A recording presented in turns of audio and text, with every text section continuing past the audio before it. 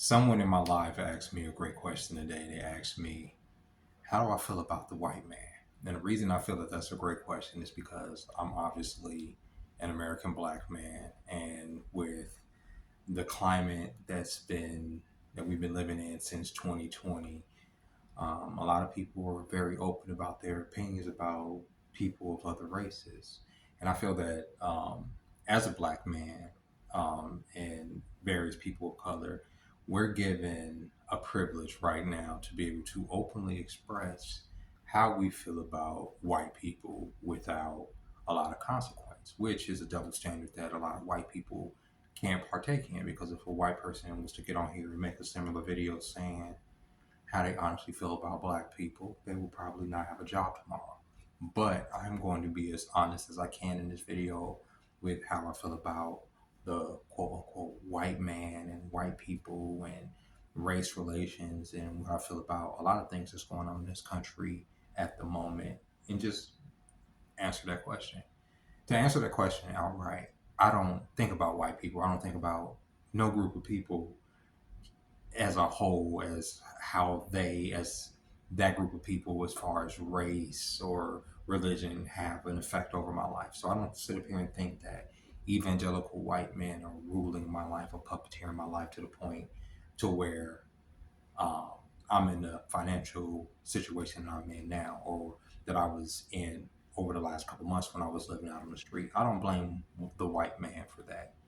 I don't have any individual hatred or dislike towards any group of people. I'm not going to sit here and say, oh, I want white people to disappear, or I don't like white people, or anything like that, because that's not true. In fact, most of my experiences on a personal level with white people throughout my life have been mostly positive. And I'm not even trying to be funny about that. And even for the groups of people that I've been warned that these people, oh, like I've dated white women before and they've taken me to the house. Oh, I'm gonna take you around grandma. And if she gets a little surly, it's just, she's from back in the day. And, met grandma, she was sweet as pie. Not saying that obviously if I was warned about that, the bitch was probably got all type of, you know, latent racist tendencies. But as far as, the people that I've met, as far as white people throughout my general life, it's been mostly positive. And this is, I'm talking about outside the workplace, because I'm gonna get into how white people obviously dominate this country in a second. So as an individual group, no, I don't have anything against white men, right? In fact, it's funny because most white men are some of the most helpful people that I've ever met. I'm just being honest with you. This has just been my experience. Now, if we're talking about society, if we're talking about certain social topics, especially when it comes to race and history, there are conversations I simply cannot have with certain white people. Now, when it comes to white people that are my age and younger, I'm 42, I'm a older millennial and younger. I can have a conversation about our history as Americans and how this country was started and where these systems came from and who run these systems to this day, right? I can have these conversations with most younger white people, like I can have as openly as I can have this conversation with black people, right? Even in work environments, I can have these conversations comfortably, openly, especially if they're brought up to me about whatever social issues going on at the time. But when it comes to the older generation of white people, there are conversations that I purposely don't engage in because they become irritating, because people are being, I'm not going to say they're being purposely obtuse, but they're looking at history in this country with rose colored glasses. You understand what I'm saying? There was never a point in American history, at least from their standpoint, to where there was oppression. But for every other group of people, we can tell you for certain that our grandfathers and grandmothers experienced a whole lot of oppression and had to walk a certain line in order to navigate this country without having to worry about being lynched. This is here within the United States. You understand what I'm saying? And there's open things of history that are public for people to know. Jim Crow, and this is after slavery, mind you. The Jim Crow situation, uh, segregation, making it so that black people can ride here or drink here. There's all this stuff throughout history that we know has been systematically put into place. Take in mind that the Constitution was started by saying that black people or 3/5 of a person. These are not things that can be ignored when having a conversation about making America great again. You understand what I'm saying? And this is not a political video about one candidate or the other. I'm talking about our society as a whole. You understand what I'm saying? So yeah, there are certain groups of older white people that I just don't even engage with that in, especially when they're pretty conservative leaning, because they're, like I said, they're looking at history from their standpoint, from their childhood, to where racism just didn't exist. So I don't remember a time where police were beating up on black people, because you didn't know no black people. You understand what I'm saying? So when it comes to those type of people, I just avoid those conversations.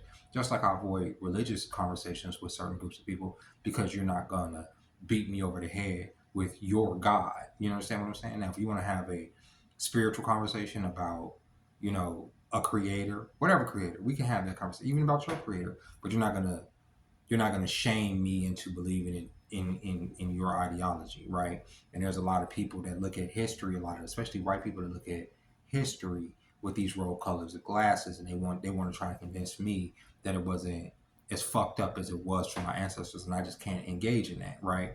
That doesn't make me, like I say, it doesn't make me hate anybody. Now we're gonna get into this whole machine, the system that we all live in right now, the machine that we're all cogs in within this capitalistic system, right? My people didn't start this system. Black people didn't start this system. We were used to start the system as slave labor in order to build the foundation of this freaking country. And to this day, we all obviously enjoy capitalism to some degree. But this system and this machine was started by white people, right? And it seems that whenever I say that, white people get offended. When I say, oh, America's a white country, they don't get offended by that. But some of these white people get offended when I say that the machine, the system of oppression that we talk about so much and we complain about so much was started by y'all, not us. You understand what I'm saying? This modern system of governance. People can argue with me and say, well, you name a better system. Whenever you bring up capitalism or, anything like that, people say, well, there's no better system that's ever existed. You just haven't thought of it. That's all. You're limiting your ism to what has been and not what can be. You understand? So I don't sit here and say that, capitalism is the most evil thing that's ever existed. But a lot of people, in order for people to live up here in capitalism, there's people down here that have to be stepped on. And people need to understand that. You understand what I'm saying? And that's why our system seems like it's going topsy turvy, and we're being pressed on harder and harder by the upper class. But that's because the system is working as intended. And this system was designed by the white man.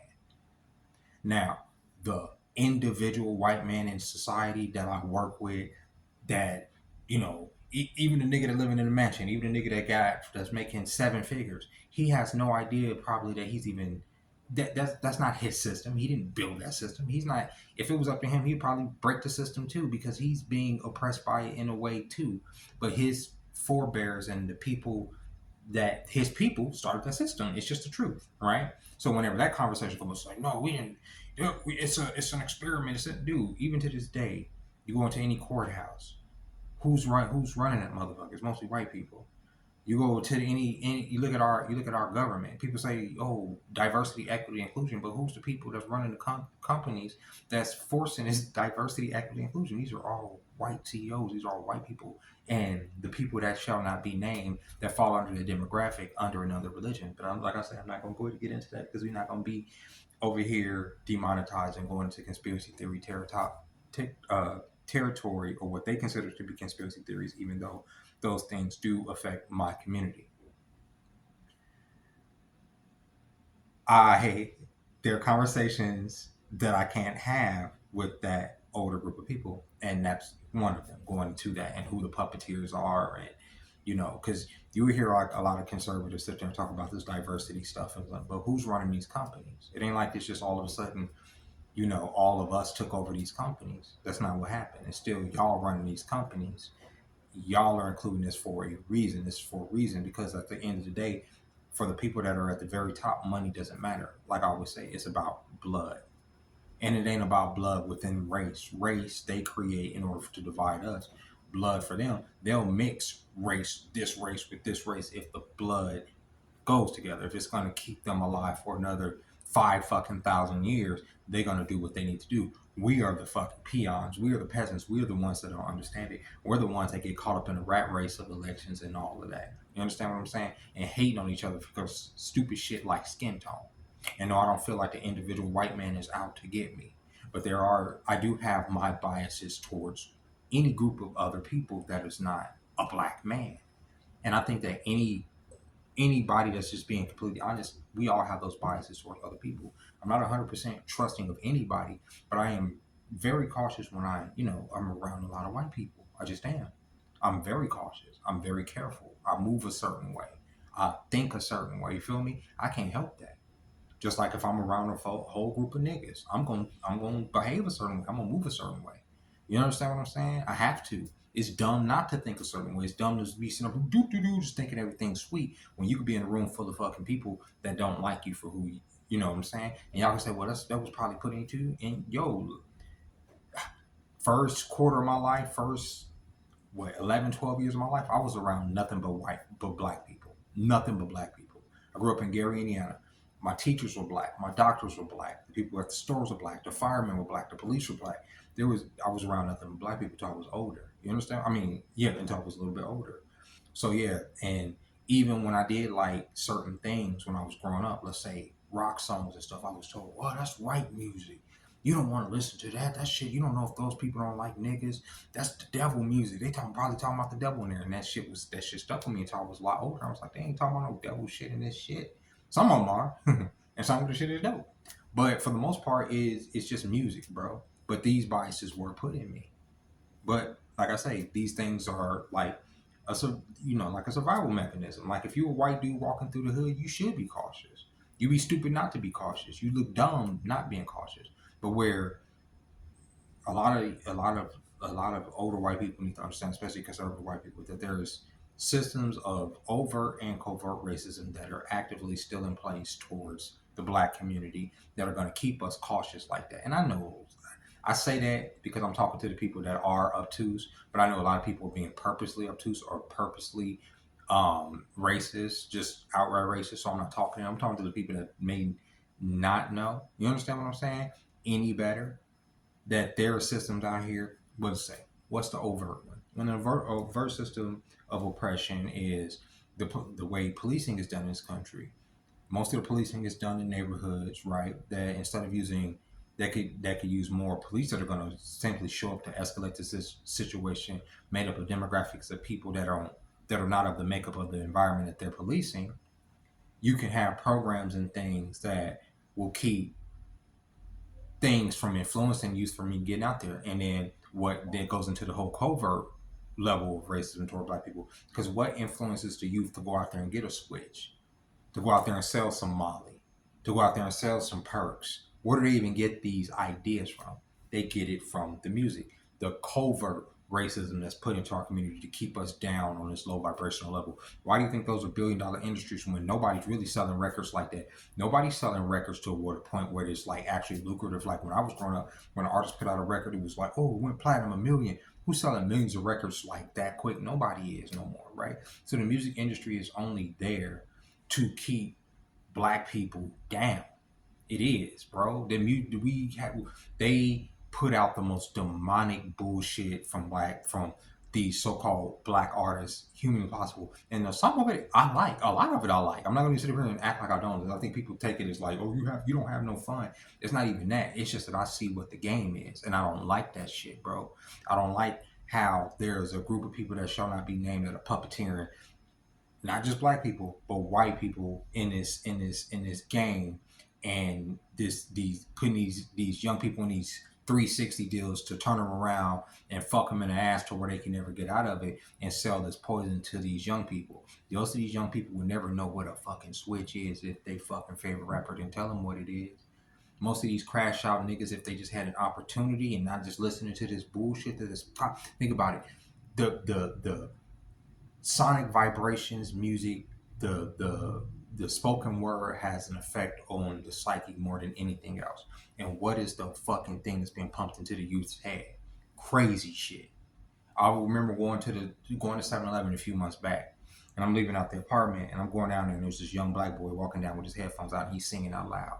And I don't know what the song was, but he was saying, "To die young." And I've mentioned this before in the video. "To die young," and he said the shit like 10 fucking times, loud as fuck. "To die young, I'm gonna die." Saying, "I'm gonna die young." Why would you be singing that shit? What fucking song is that? What are you rapping? What type of fucking demonic affirmation are you putting out into this universe? To for what? And that's what that is. So when those same people ask, well, why can't the black community get right? It's because of these overt, systems of oppression that exist that y'all people have put into place and keep in place. And then it's these covert systems of oppression that y'all people profit off of and keep in place in order to keep people at a lower level. It's very easy to change the psyche in the community of people, because what y'all consider to be this degenerate hip hop community is not the black community. It's a manufactured spell that's been put on my people in order to keep us in a certain place. But as far as y'all as individuals, and as far as the white community, no, I have nothing against the quote unquote white man. Not at all. Because if I was in y'all place, I would probably do the same thing. I would probably do everything in my power to keep my people on top too. Just short of genocide. Because I don't think that would be a part of it. But I would do everything in my place to be like, yo, I want my people to go on for another fucking 5 to 10,000 years and be on top and not ever have to be enslaved and this and that ever again, or be under a system of control by another group of people that may or may not like them, or may be just using them as fucking cattle for whatever the fuck, whenever they need us to use us as cattle, taking us from one system of slavery into another, with each fucking century. I would do everything in my power to keep my people out of those conditions. So when I look at the dominant culture and how the dominant culture tries to keep itself on the top, I understand that, right? So no, I don't have anything against the white man, the Asian man, the black man, anybody. If anybody freaking irritates me, it's niggas. Niggas irritate me for not being able to see through the bullshit. You understand what I'm saying? To not be able to see through the manipulation. You know what I'm saying? How this system can just parade out any celebrity that look like us, and we just supposed to lock and step with what they doing. But it is what it is, and I hope y'all enjoyed this video. I will catch y'all tomorrow. I have to get up and go to work early, and it's already getting a little late. I'm gonna throw this video up, and if y'all read my live earlier, I appreciate y'all being there. Shout out to Joni, shout out to Lavelle, shout out to everybody that was in the live. Shout out to Gina. Shout out to everybody that sent the super chat. Shout out to Gina. I got to get you a mod badge because you've been rocking with me since the beginning. And yeah, I hope y'all like this video. Let me know what y'all think in the description below. Y'all think I'm out of base? Y'all be like Dr. Umar and just I don't trust no whitey and this is not. I personally don't feel like that, because like I said, in my experience, that ain't what it's been. So until next time, ladies and gentlemen, bye bye.